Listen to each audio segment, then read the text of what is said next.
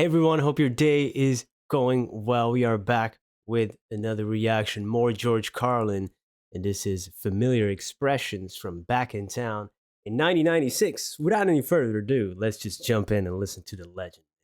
This next thing is about the English language. It's about little expressions we use. We all Oh. say, and the little sayings and expressions that we use all the time, most of us, and we never really seem to examine these expressions very carefully at all. We just sort of say these things as if they really made sense. Like, legally drunk. Well, if it's legal, what's the fucking problem? Good point. Hey, leave my friend alone, officer. He's legally drunk.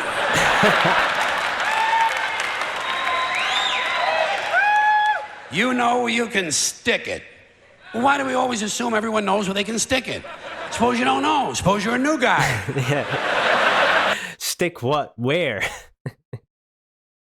Oh, in Dutch we have some of those expressions too, and if I say them to my daughter, she's like, that doesn't make any sense. And then you think about it, yeah, it really does not. Yeah. You have absolutely no idea where to stick it. I think there ought to be a government booklet entitled Where to Stick It. Now that I think of it, I believe there is a government booklet like that. They send it to you on April 15th. What's that, taxes? I don't know. Undisputed heavyweight champion. Well, if it's undisputed, what's all the fighting about? Great take. Yeah. It's the quiet ones you gotta watch. You know that one, huh? Every time you see a story about a serial killer on TV, what do? They bring on the neighbor. And the neighbor says, well, he was always very quiet. And someone in the room says, it's the quiet ones you gotta watch. This sounds to me like a very dangerous assumption. I will bet you anything that while you're watching a quiet one, a noisy one will fucking kill you. Suppose you're in a bar and one guy's sitting over on the side reading a book, not bothering anybody. Another guy standing up at the front with a machete, banging it on the bar, saying, I'll kill the next motherfucker who comes in here. Who are you gonna watch? Yeah. Goddamn right. Leave me and my book alone. Lock him up and throw away the key. This is really stupid. Where are you gonna throw the key? Right out in front of the jail? His friends will find it. How far can you throw a key? 50, 60 feet the most. Even if you lay it flat on its side like that and you scale it, what do you get? An extra 10 feet, tops. This is a stupid idea, needs to be completely rethought. All right. Let me hear it. Down the tubes. Oh, I thought You don't want a lot. I thought he was gonna expand and then let us know what his thoughts. Throw away the key. I've never imagined, but that's the way he observed it. It's a really great observation. You just lock him up and throw it away from where you stand. We all. Am I alone in thinking like throw away the key? Like you take it somewhere, and you throw it in the ocean or something. Even Jacques Cousteau couldn't even dive it up. Something like that. But of course, a comedian, takes this approach, which is a lot more funny. Yeah. You don't want a lot. People say, the country is going down the tubes. What tubes? Yeah. Have you seen any tubes? Where are these tubes? And where do they go? And how come there's more than one tube? It would seem to That's me, hilarious. one country, one tube. What, does every state all of a sudden have to have its own tube now? One tube is all you need. What, a tube that big? Somebody would have seen it by now. Somebody would have said, hey, Joey, look at the fucking tube. Big ass fucking tube over here. Hey, look at this tube. You never hear that. You know why? No tubes. Hey. We don't have tube one. We are essentially tubeless. Tubeless, man. Damn.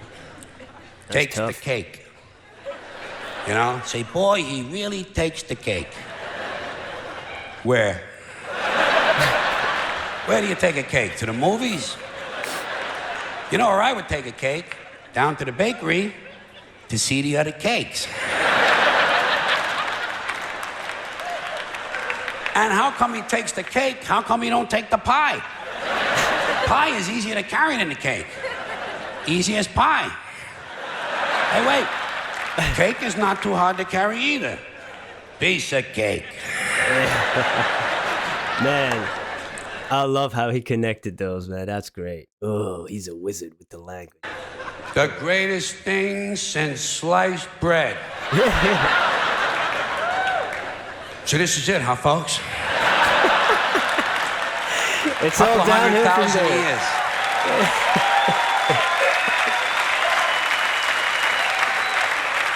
The fucking pyramids, for Christ's sakes. Panama Canal, the Great Wall of China. Even a lava lamp. To me, is greater than sliced bread. What's so A lava lamp, really? It's kind of cool. It's kind of cool. I know so many of these English expressions, American expressions. Really, I don't know if they use them a lot in the UK. There's so many different expressions from region to region, not only from country to country that speaks English, but then in different regions as well, which is very interesting to me. I love language. We checked out language videos on this channel already. I love it. The greatest thing since sliced bread is so good, though.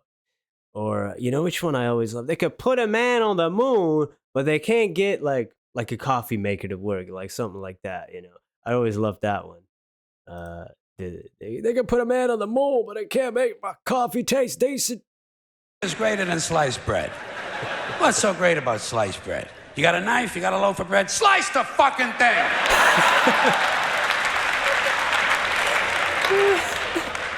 That's good. And get on with your life. Yeah, it's sliced bread. It's not that genius, Out actually. walking the streets. Guy gets a parole. They say, now instead of being in prison, this guy is out walking the streets. How do we know? Maybe the guy's home banging the babysitting.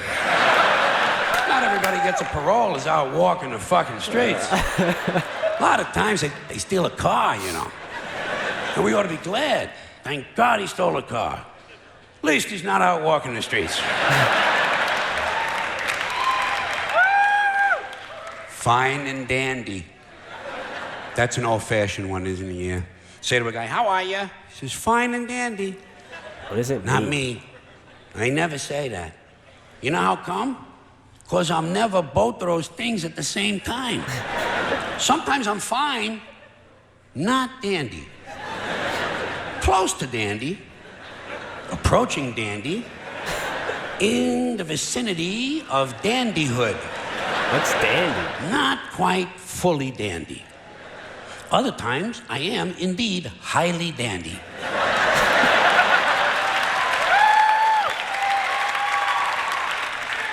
However, not fine.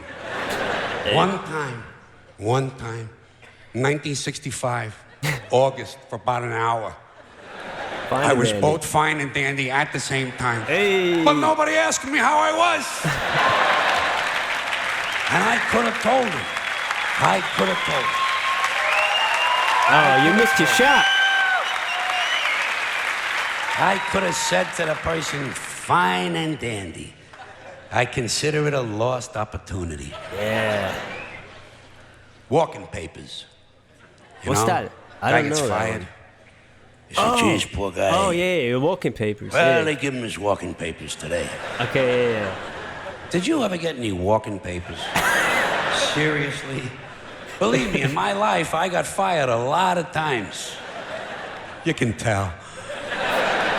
Never got any walking papers. Never got a pink slip either. You know what I would get? A guy would come around to my desk and say, get the fuck out of here! Sounds about right. You don't need paper for that.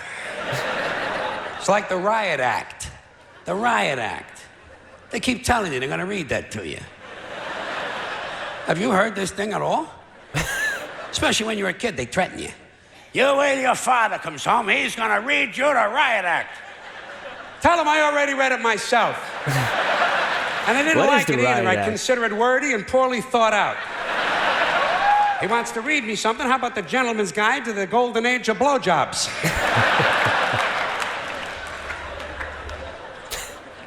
More than happy. Oh yeah, I bet you say that sometimes, don't you? Once in a while, you say to somebody, "Oh, sure, I'd be more than happy to do that." sure. How can you be more than happy? That's a good point. To me, this sounds like a dangerous mental condition. We had to put Dave in the mental home. He was more than happy. One more of these. In your own words. People say that to you. You know, when you hear that a lot in a classroom or in a courtroom, they'll say to you, "Tell us in your own words." Whose words would you use? Do you have your own words? Hey, I'm using the ones everybody else has been using. Next time they tell you to say That's a something good in your one. own words, say Nick Flat Blarney Quando Flu. That's genius. Yeah, we got to invent our own words now. Nobody would understand anybody if everybody was using their own words. That's a good one, George. Oh, this was hilarious, man. This was hilarious. I was more than happy to watch this. That's a good one. Hey, in your own words. Wow. And that would be a great name for a special. A great title. Oh man, George. Hilarious. Some of these expressions, they make no sense when you take them really literal and strip them down and start to dismember them, dissect them, and that's what comedians are so great at. And none of them were as good as George in this English language. Man, he really mastered it. That's amazing. I wonder what he would say about some of these expressions today. Like in your own words. Now you have your truth. Tell me your truth and my truth and all of that. I just believe in the truth. I get the expression for some things, but really, if you think about it, my truth. Everybody's the hero in their own story, but they're really not, right? So yeah, every time I watch George, and a lot of people have been saying this as well, like, oh, what would he say about this or that?